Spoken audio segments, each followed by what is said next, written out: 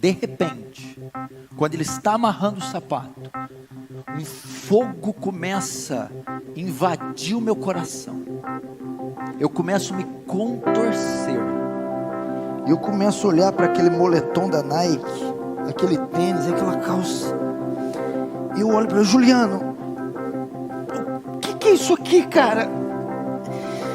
Isso aqui é tudo inútil, tudo ilusão.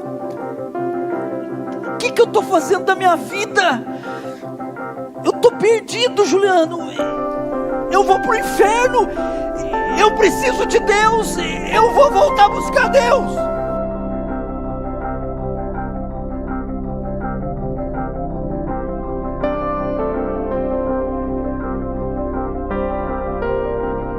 Aqui, mas eu pensei contar um pedaço do meu testemunho, do testemunho da minha conversão. Eu sou filho de pais católicos, ambos as partes da minha família eram católicos tradicionais. Minha família do lado do meu pai e do lado da minha mãe, sobretudo do meu pai, bem mais fervorosos e bem mais fiéis às doutrinas católicas. Eu perdi o meu pai em 1982. Em 1982, fazendo ali uma operação, ele era motorista. A operação que eles estavam fazendo no caminhão era perto de uma rede elétrica.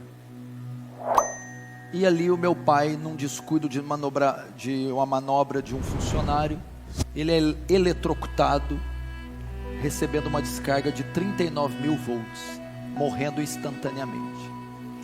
Ele deixa uma viúva com 3 filhos, um de 1 ano, outro de 5, outro de 6. Eu era o de 5. Daí então, de 82 para frente, nós fomos criados sem pais, sobretudo nos princípios católicos, primeira comunhão, crisma, todo aquele negócio. Aos 14 anos de idade, já criado sem pai, um jovem vizinho meu, desde muito pequeno, ele se converte, o Alexandre. Ele se converte na Igreja Presbiteriana do Brasil. E ele começa a me evangelizar, com 14 anos. Então ele me evangeliza e eu lembro, todos os dias quase indo na minha casa com a Bíblia aberta, sobretudo abrindo em João 14, toda riscada, colorida, e dizendo: disse Jesus, eu sou o caminho, a verdade e a vida. Ninguém vai ao Pai senão por mim. Então, caso você não saiba, a primeira igreja que eu frequentei na minha vida foi uma igreja presbiteriana do Brasil, em 1990, 91. Só que ali ainda não se deu a minha conversão. Foi lançada uma semente, eu tive o primeiro contato com o Evangelho. Já comecei então a entender que o catolicismo romano, ou romanismo, era um equívoco, a adoração às imagens, a missa, a confissão auricular, toda aquela coisa foi sendo desconstruída no meu coração, e eu comecei a congregar com esses irmãos ali, durante 3 anos, até me lembro do nome do pastor Clemilton, tinha um filhinho de 5 anos, chamado Silas, na época, uma igreja muito boa.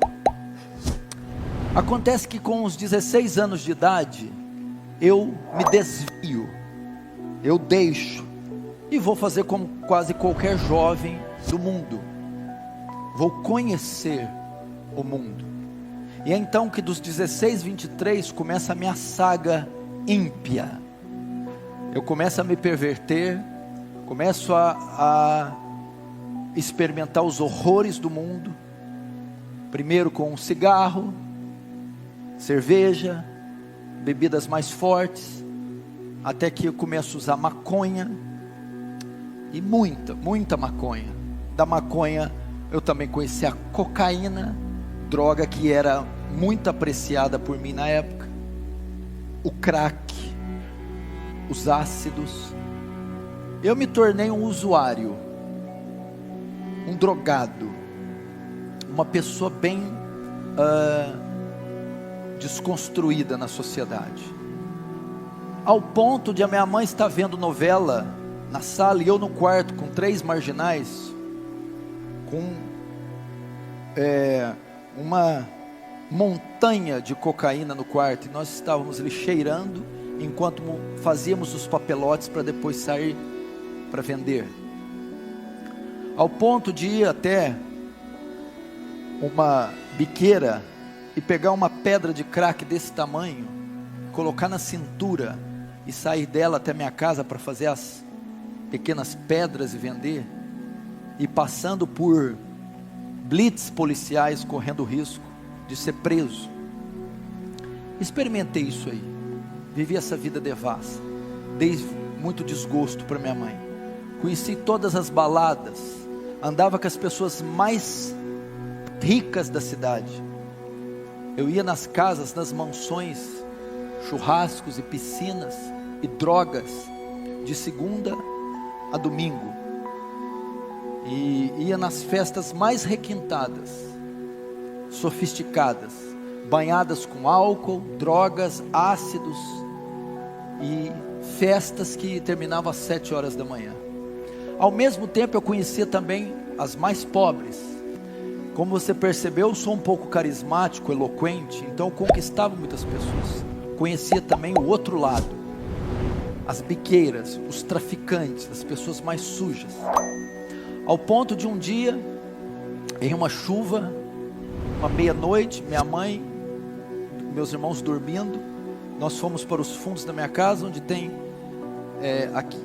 o telhado tem aquele beiral, alpendre, não sei como se fala, chovia e pingava, enquanto eu entro com 10 marginais da pior espécie, seres da pior espécie, os bandidos mais vagabundos que se puder imaginar, e nós agachamos os 10 debaixo daquele beiral, para usar crack, dentro da minha casa. Era pichador, skatista, não que uma coisa esteja relacionada à outra, e fui conhecendo tudo isso, fui me tornando um animal, abandonei os estudos, abandonei o trabalho, comecei a roubar, fui pego pela polícia, passei uma noite na cadeia, passei por essas situações, sobretudo aquela semente do Evangelho estava dentro de mim, eu já sabia da existência de um inferno, já sabia sobre a volta de Jesus, sabia da condição para alguém herdar a vida eterna, e sabia que se morresse naquele instante, eu iria para o inferno. Então o evangelismo, os tempos de presbiteriano, o evangelismo do Alexandre, foram suficientes para causar em mim culpa, foi suficiente para causar em mim noção da minha depravação, noção da necessidade de um Salvador, e as formas de ser salvo, não mais por obras, velas, procissões, missas, mas pela expiação feita na cruz. Sobretudo ainda não tinha dado a conversão. Então foram dos 16 aos 27 anos vivendo uma vida de crime, de uso de drogas, de pecados e urgias e de loucuras. Eu poderia estar hoje de duas maneiras. A minha condição hoje poderia ser estar morto ou preso. E uma das vezes eu tinha uma moto XLX 350, quem é mais velho vai lembrar, e estava com uma quantidade muito grande de droga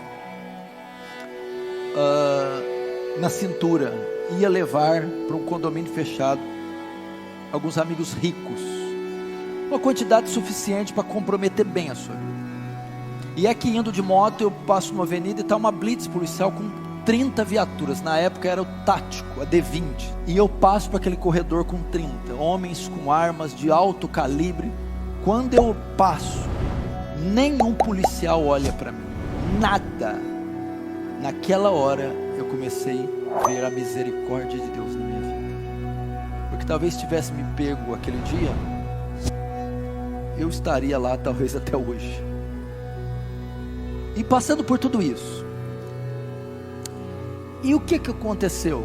Em um dia, saindo para uma festa de exposição agropecuária, que é comum nessas cidades do interior, onde fazem shows e tem bebida à vontade, nós íamos para uma dessas festas numa sexta-feira à noite.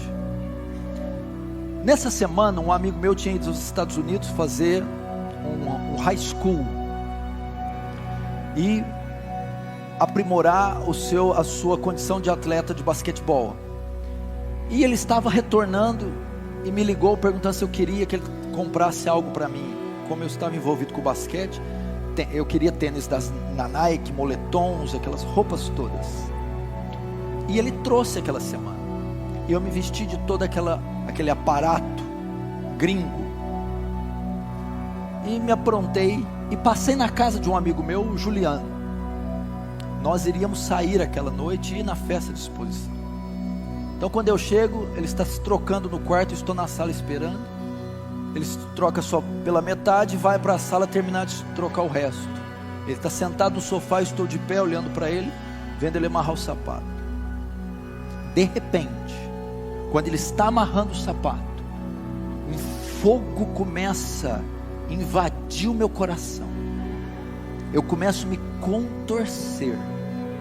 Eu começo a olhar para aquele moletom da Nike, aquele tênis, aquela calça. Eu olho para ele: Juliano, o que é isso aqui, cara? Isso aqui é tudo inútil, tudo ilusão. O que eu estou fazendo da minha vida? Eu estou perdido, Juliano. Eu vou para o inferno. Eu preciso de Deus. Eu vou voltar a buscar Deus. Ele olhou e ficou tão impactado com o tênis: se você for, eu vou também. Falou desse jeito. Ali naquela hora, naquela sala, com 23 anos, eu senti convicção do meu pecado. Ali se deu a minha conversão, ali foi minha estrada de Damasco. Agora eu entendo perfeitamente graça irresistível. Resiste o quê? É impossível resistir.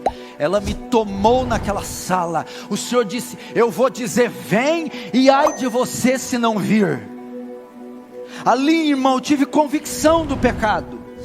Eu comecei a me contorcer e ver tudo ilusão. Eu estou perdido. E eu comecei a repudiar aquelas coisas, aqueles valores, e ver meu estado. Foi Deus e o Espírito Santo com a semente que Ele tinha plantado anos atrás. E aquela hora ela germinou. O que aconteceu? Mas nós ainda saímos. Estávamos tudo pronto, fomos para a festa. E aquela noite eu me lembro de não ter visto, ouvido nada. Eu fiquei como um zumbi o tempo todo. Voltei. Dormi. Sábado. O que eu fui fazer? O Alexandre, o cara que pregou para mim. Vou atrás dele. Alexandre, o que foi? Tem culto hoje? Eu quero ir no culto. Calma, o que aconteceu? Tem culto hoje, tem igreja. Onde eu quero ir, vamos. O azar que não estava na presbiteriana mais.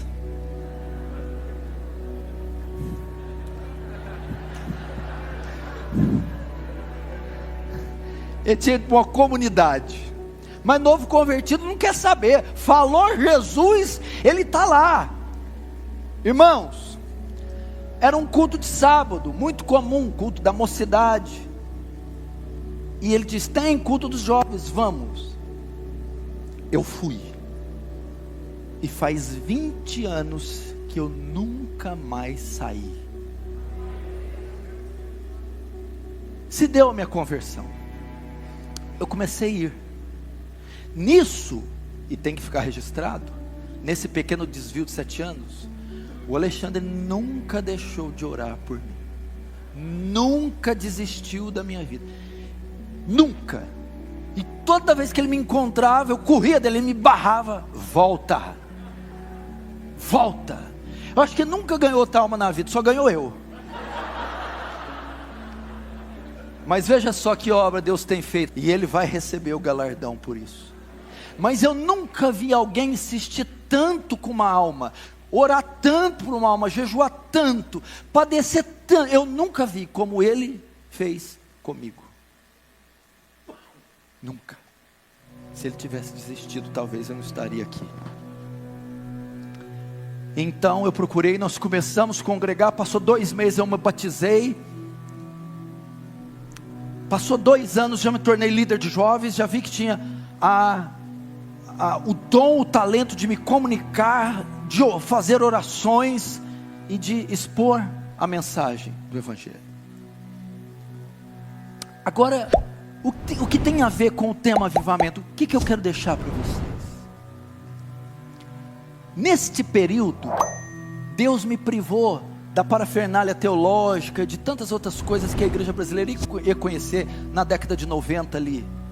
Kenneth Hagin, Benny Hinn, os movimentos de dente de ouro, aquelas unções, aquela coisa toda. Eu assisti uma pregação em VHS.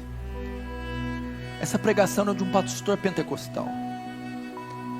Nessa pregação ele cita nomes como David Brenner, John Knox, John Wesley,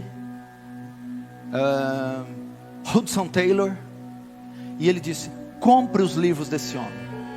Foi então que nesse momento eu tive contato, já no meu primeiro ano, com a fé, mais a piedade do que a teologia desses homens, mas eu tive contato. Então a minha vida foi toda influenciada por David Brenner, Hudson Taylor, William Carey, Jonathan Edwards e todos esses heróis da fé. E eu percebi algo quando eu li os livros dele. Depois eu conheci um outro livro que é o Heróis da Fé, do Orlando Boyer. Então ele vai falar de Dwight Lyman Moody, Martin Lutero, Jerônimo Savonarola, Jonathan Goforth, David Livingstone, os grandes vultos que a terra conheceu depois dos apóstolos. Homens que eu não dispenso comentário. Quem não se lembra do grande despertamento da Nova Inglaterra e o sermão Pecadores nas mãos de um Deus irado, de Jonathan Edwards. Missões do interior da China, quem não se lembra? Hudson Taylor. A biografia diz que o sol nunca nascia sem que Hudson Taylor tivesse de joelho. David Brenner morreu tuberculoso com 29 anos, ele cuspia pedaços do seu próprio rim. E eu notei algo nesse primeiro ano. Eu notei que todos eles, do evangelista ao avivalista, do teólogo erudito ao missionário, todos eles tinham algo em comum. Eles eram homens de oração. Todos, sem exceção. Todos. E eu comecei então a entender que o que os pastores da igreja que eu congregava traziam, as suas mensagens, eram até que bons, mas eram muito superficiais.